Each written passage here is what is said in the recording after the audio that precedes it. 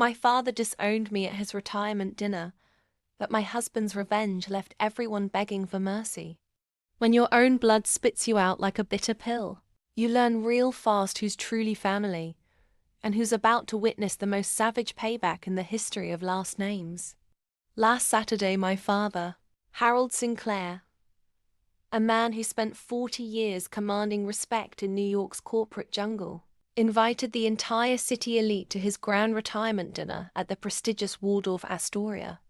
Chandeliers glittered, violins played, champagne overflowed, and I, his only daughter, dared to show up in a dress my mother left me before she died.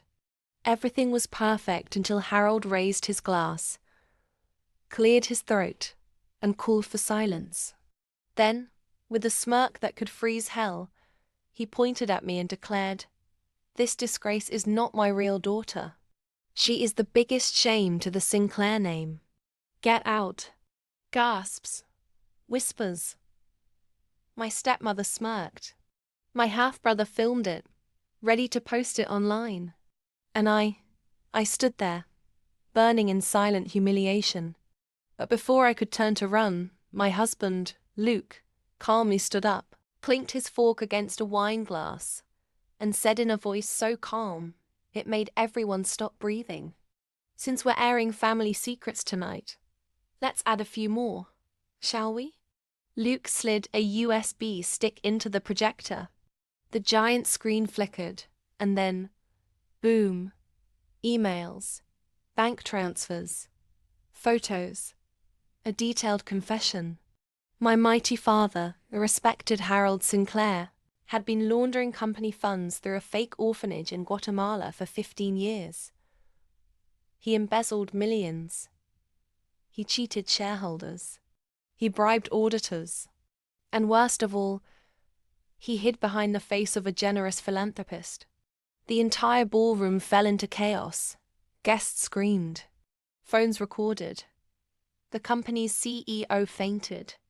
And Harold? He stood frozen, mouth opening and closing like a fish ripped out of water. Luke pulled me close, whispering, "I told you.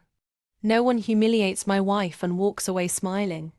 Security dragged Harold out in handcuffs by the time the NYPD arrived.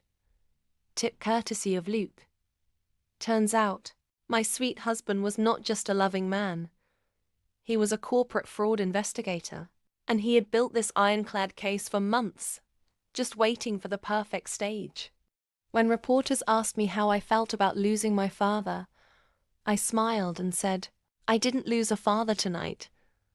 I gained my freedom and reminded the world that real family never betrays you."